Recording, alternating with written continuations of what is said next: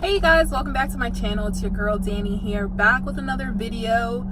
If you guys are new to my channel, please subscribe.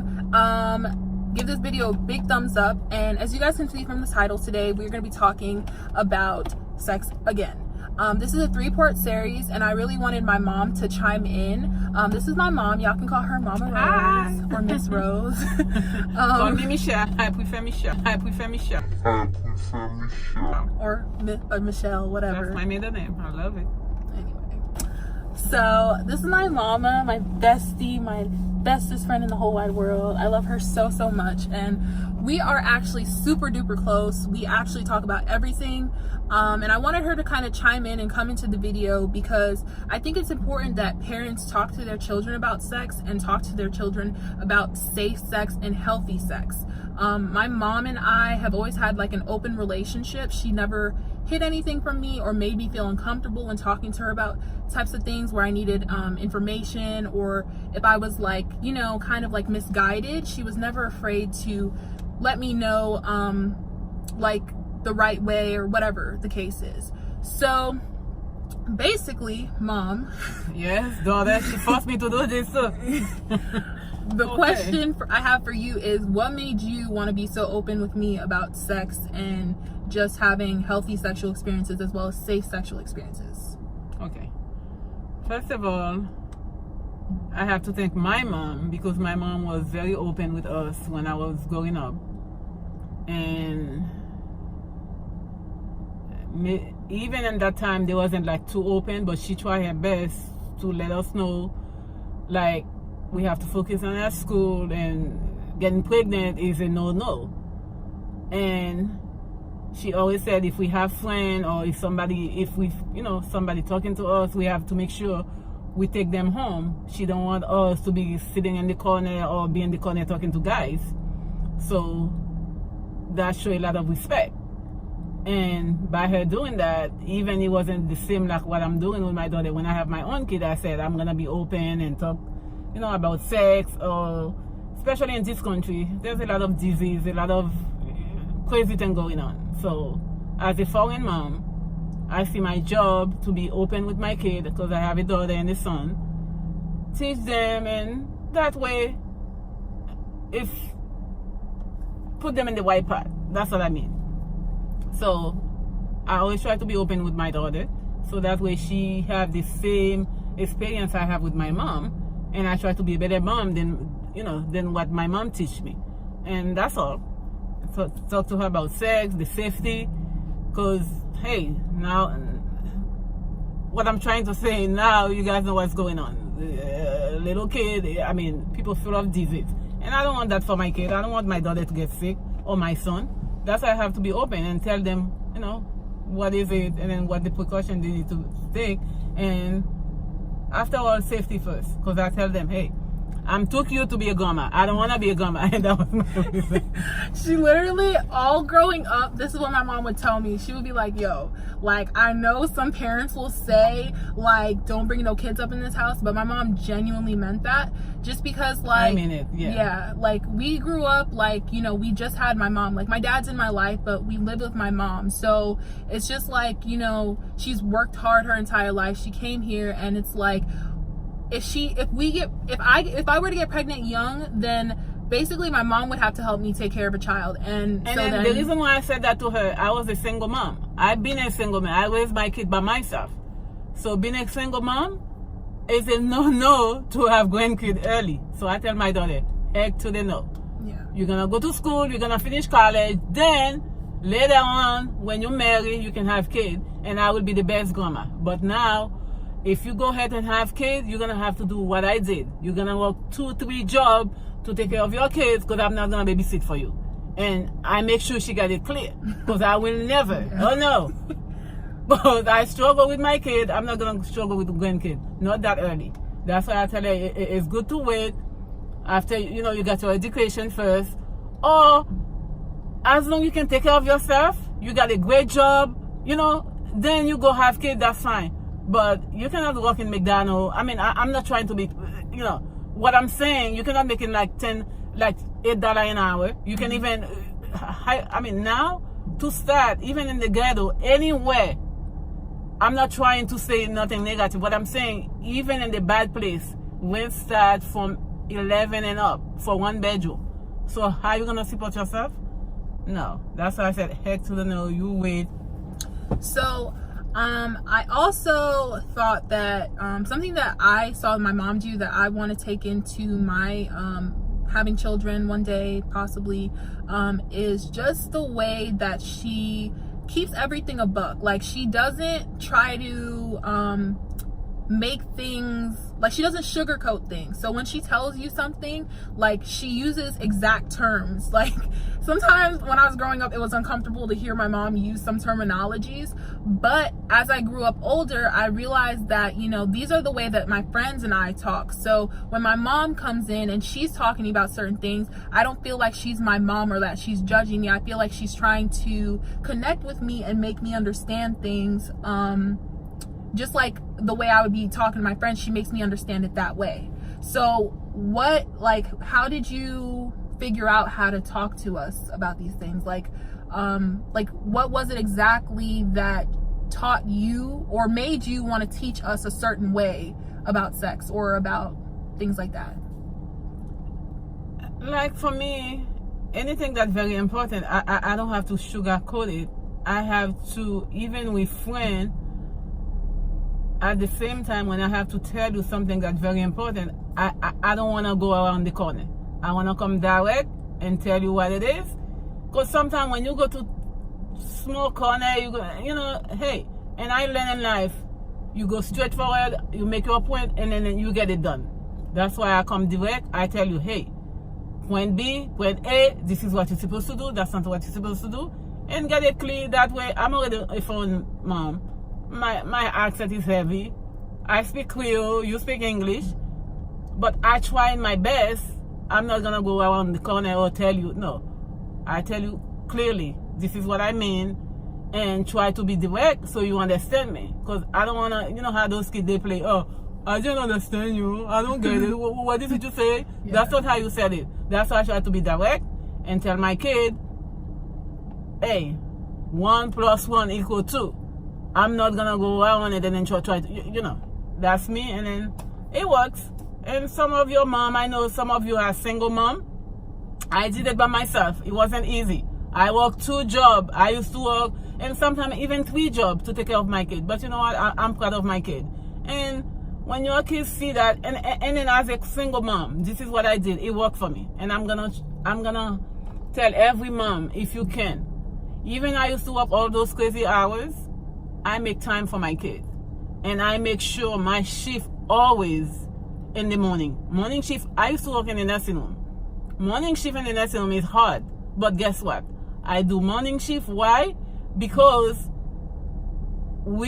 my kid go to school in the morning. When in the afternoon when they're home, mom is home, because I'm the only one. I'm their mom. I'm their father. So that way they always have somebody. And then, because I used to do 3 to 11. I try all the shift. I did 3 to 11. So when I did 3 to 11, I feel like I never see my kid. Reason why? Simple. Your kid go to school in the morning, and then when they come home, that's when I'm getting ready to go to work. And then I come home at 11 p.m., 11:30. So when I come home, they're already asleep. So they don't see me. They only see me for like 30 minutes every day or 1 hour. And then it breaks my heart. I'm like, I'm a single mom, and I pray God. I'm like, it can't be that way. Even I'm a single mom, it got to be another way. And then I start doing day shift. Day shift is hard, but guess what? I didn't care about, you know, it's hard or not. The point is, like, I'm doing it for my kid, so that when they come home, they can see me. They can have a meal prepared for them. And then they feel like, hey, even their dad wasn't around, but my mom is here. You know, that way you can watch them, because they kid. When you're not home, trust me, they're gonna do things. And then the reason why I know, I used to do 3 to 11, I used to do 11 to 7, I try all the shifts. Guess what? Sometimes I will come home, think my kid was home, they're not home. No. So as a mom, you have to play all those. I mean, sometimes you don't tell them you're coming home. I will come home early. And then my kid, I'm looking for them, they're not home. But I'm like, you know what? I need the money, but I want to save my kid. So I make the sacrifice. That was nothing is easy. but you can do it. Yes. So I actually feel like that was an important point. My mom growing up, like, there wasn't really a lot of room to be bad. So I had no other option than to be honest with her. So my mom and I have this thing. I don't know if it's like something that God placed in us. I don't really know how our dynamic works, but every time I did something wrong, I told my mom. Like, I remember I smoked weed and I told my mom. She was pissed, but I told her. When I started like having sex and stuff, I told my mom. Or sometimes like she could just look at me and she could just know, and she just wants me to say it, and I have no choice because I already know, like, I can't, one, lie, I'm not good at it, and two, it's like she can see through me, and because she was home all the time, that left a lot of room for her to actually be involved in my life rather than just be like somebody who was just passing by or passing through. So I think that's super important that I had my mom in my life, very much so when I was growing up. She was always there for the big moments, the little moments. If I was trying to be bad, like, she would catch on to it real quick. It wasn't no going out to friends' house, sleeping over, things like that. If somebody wanted to sleep over, 9 times out of 10 it would happen at my house. So she was super duper hands-on, sometimes a little too hands-on, if you know what I'm saying. Hey, she's a I was strong doing my Haitian job, woman, but now, hey. but yeah, it paid off. So I know this topic or this subject is a little how do you say, it's a little sensitive, because it was kind of a traumatic event that happened, you know, in our family. But how did you deal with me losing my virginity so young? Because I know that couldn't have been easy, and it definitely wasn't easy for me. But I remember that particular period of my life was very, very hard, and I sometimes didn't know how I was gonna survive it. But how did you get through it? Trust me, until now is one thing that still hurts and hurt. And when I tell you hurt, until now, it's still a sensitive subject for me. But I deal with it. And I blame myself because it wasn't in my watch. Because I let my daughter go live with his dad for 1 year. And then around that time, that's when that happened. So when he called me on the phone and tell me, I feel like somebody took my heart and whip it and threw it on the floor. I mean, I feel so bad, and I blame. And then after that, I'm like, you know what? It's not like I was there. She was with her dad. He wasn't under my control. If it was me, I mean, hey, like I said, it's very sensitive. I blame myself because I let them live with their dad, but at the same time, I feel proud when she was under my watch. None of those things happened. I'm not blaming, I'm not pointing a finger at nobody, but you parent out there, all you have to do, you do your job. If something happened, I mean, she was with her dad. I mean, hey, I'm not pointing finger. I'm not saying he's a bad dad. He's a great dad. But you know what? As long as you do your job and you know you're proud of what to do, and then I forgive myself. And then by me forgive myself, and I forgive my daughter. It's still hard. It still breaks my heart. But hey, I pray God. And every day, I mean, I'm still, you know, every time she mentioned that, it hurts. But so I was 11 at the time, and the reason I usually talk about it is because for so long I was ashamed. I felt like sex was this dirty thing. I felt like, you know, I had ruined my life. Like, I had lost all purity. Like, I just felt really dirty. And that didn't leave me until I was like 17, and I had to redefine my life and really like figure out like, how do I move forward? Because, you know, losing your virginity at 11 isn't something that anybody wants to think about, or even like, nobody can fathom that. And then for it to be so public, my mom knew, everybody knew, it was just something very traumatic for me. And so moving forward, I had to decide like, okay, am I gonna let this one instance keep me feeling like I'm not worthy, or keep me feeling like I'm dirty? Or am I just gonna move on, and I'm gonna find my way, and I'm gonna, you know, like, let it go? Because I mean, I can't change what happened. It is what it is, you know? So It was always hard. I don't think me and you have ever like really sat down and talked about it, and honestly I don't really think we need to, because I've dealt with it. I will tell you all the parents, I mean, sometimes it's not like you don't want to talk about things. There's something you have to let go. Even, you know, hey, I know what happened, it already happened, and when I decide to let go of something, I let it go. So this is one subject I want to let go, and it's okay. I don't have to talk. I mean, hey. Yeah. So, okay. Now, moving into when I started, like, bringing boys home, like, you know, I think I was, like, 15 or 16 when I first bought, I think it was Mario? Right? Yeah. Okay, so how did you feel? Because I'd had like dates when I was like younger, like little baby stuff. Like my mom took me to the movies. I met up with this boy, Michael. What's up if you watching? And like, you know, it was just like a movie type of thing. I think I was like, I don't even remember how old I was. I think I was in middle school. But how did you feel when I started bringing boys like to the house? I mean, when you put in the boy, it's not like you started bringing boy. No, not boys. That the boy was talking to you, and I tell you, hey, like I told you, this is what my mom did. It works, and I'm gonna try it. If somebody like you, he wanna talk to you. It's not like the way I did it. It's not like, oh, when you bring the boy home, that's mean this is it. No.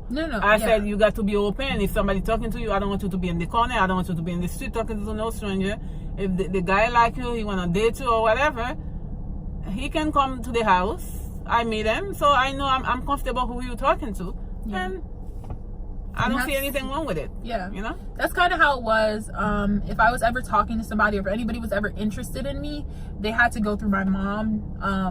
And I remember like sometimes I would like try to keep like, I think there was only one boy that I kept a secret from you. And that was just so bad. Like that was probably the worst experience till this day that I've ever had with a boy. But I think that having them go through my mom was, so we had some technical difficulties, but yeah. So I think it's super important that like I really like that I was able to, you know, if I was talking to a boy, I could bring him home, and you know, you would meet him, talk to him, and you know, there was never a time where she didn't like, cause I thought I only bring like what, 3 boys home altogether. Like it wasn't nothing crazy. But you know, if I was ever really talking to a boy, he wanted to talk to me, you want to take me out on a date, you gotta meet bros. Like it ain't going down like that. So I think that was super important, because none of my friends had this type of relationship with their parents. Like they could not go to their parents and say, Mom, I have a boyfriend, or Mom, I'm talking to somebody. Like they could not do it. But me, I had that free range to, you know, we're downstairs in the kitchen. My mom, she comes down, she talks to him for a while, we all mingle, and then maybe she'll leave us together for like maybe 15 minutes, 20 minutes, and then it's time for him to go. I think that was usually how it happened. Yeah. So yeah, I thought that was pretty cool. So the last thing I want to talk about is how do you want me to experience sex in my marriage? Or, you know, because now I'm 21, obviously, you know, I'm celibate. I have been for 3 years. So how do you want me to go into my marriage with sex? Like how, if that makes sense? Like, I mean, like I always tell you,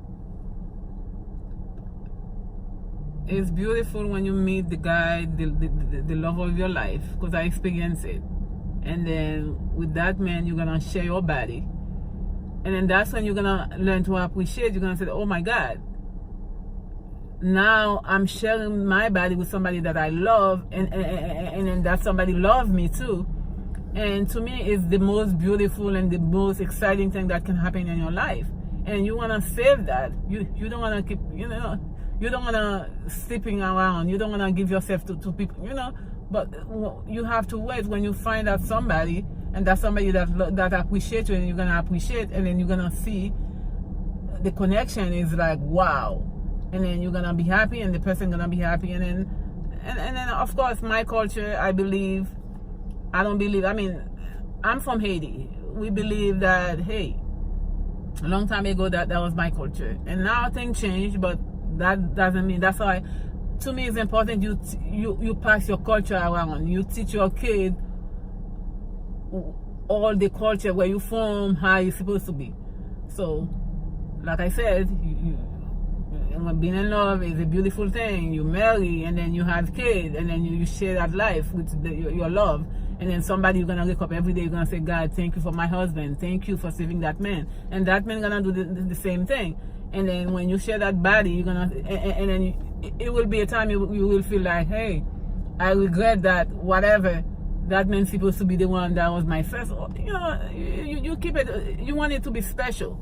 And it's gonna happen. When it happens, you're gonna be so happy to share that special moment. Your body, like you've been celebrated for that you know, long, yeah. And that somebody gonna appreciate it. And Yeah. trust me. So do you think, because there's a lot of people, especially Christians, who go into marriages, who are celibate, who rush into marriages because they don't want to wait anymore. So a lot of them end up having horrible sex lives, or because they're virgins or celibate or whatever, they never experience a healthy or good sex life, you know? Because I think that's important too. Like, it's not just about like safety. Yeah, safety is important. Like, my mom talked to me about getting tested on all these things growing up. So those were things that I already knew. But having good sex in the context of marriage, are there anything, like, is there anything that you would want me to walk into that with? Like, is there anything that you would want me to know before going into a marriage First to thing have I a good know, sex life? First thing I know, when you meet your man, the connection, you're gonna feel it. And then trust me, when you feel that connection, when you build that that fire, you don't have to have sex with that person to know things gonna be great.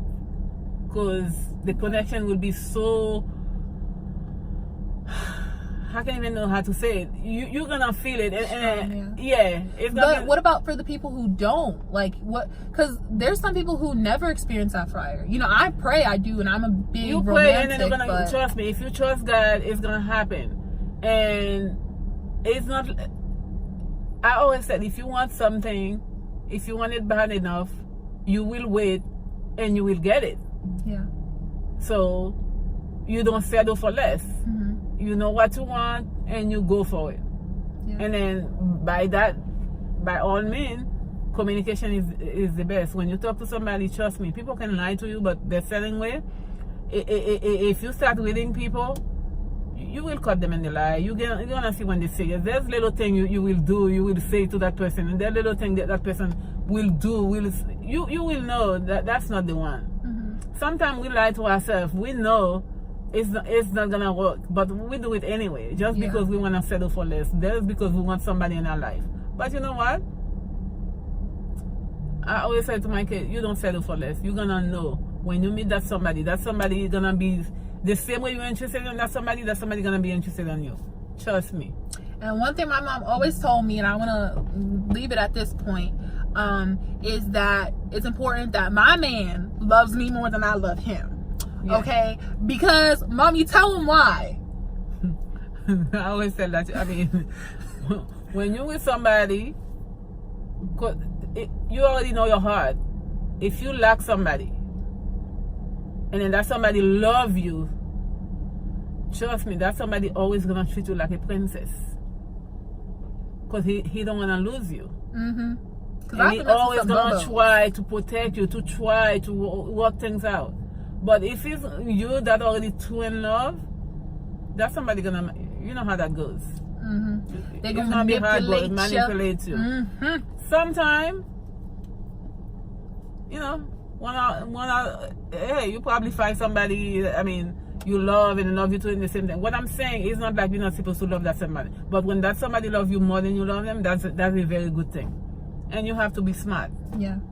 Because I think it's important, like, even when because, you know, I'm a romantic, you know. I watch a lot of romantic comedies, and the man is always chasing after the woman. You be like, wow, she's so dumb. But she's like, she's straight because he's still chasing her. And at the end, she still wins because you're willing to do all this to get me back. You know what I'm saying? So, I mean, I just think that that's something that I want. I don't think everybody has to have it, because every relationship that I've been in, except for one, two.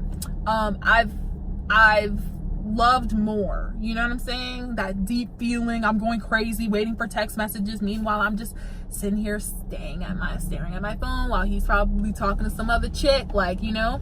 So I think that it's important for me to have a man who loves me more than I love him. Thank you, mommy, for telling me that. So that is all I have for this video. I think this was a pretty good one, you know. I think that you talked to a lot of single mothers out there. And I really hope that you guys, you know, get something out of this. I know it's hard, and I know it's like a journey, especially if you're on the younger side. You know, you could be 16 or so watching this, maybe younger. It's important to have a healthy dialogue with your parents, or with your parent, or with somebody who is older than you that cares about your well-being, if you don't have that type of relationship with your parents. Because I think that if it wasn't for my mom, I probably would have been a teen mother, or I would have had an STD or something like that. I have a lot of friends who have gotten STDs. I have never gotten an STD, like, ever. So these are all things my mom was super vocal to me about. You know, talk to your parents about, you know, herpes and AIDS and what else, mommy? Chlamydia, gonorrhea, syphilis, HPV. Talk to your parents about these things. Not they're because the real. boy look pretty, that's when it's healthy. Because AIDS ain't got no face, boo boo. Okay, So yeah, thank you guys so much for watching. If you guys like this video, please give it a big thumbs up. I know the lighting kind of went down there, but altogether I think it was a pretty good discussion. Thank you so much for watching. Please subscribe to my channel. If you guys want to see another video with my mom, then please let me know in the comments below, and we'll see you guys in the next video. Please don't forget to subscribe. bye. Bye bye. Ciao.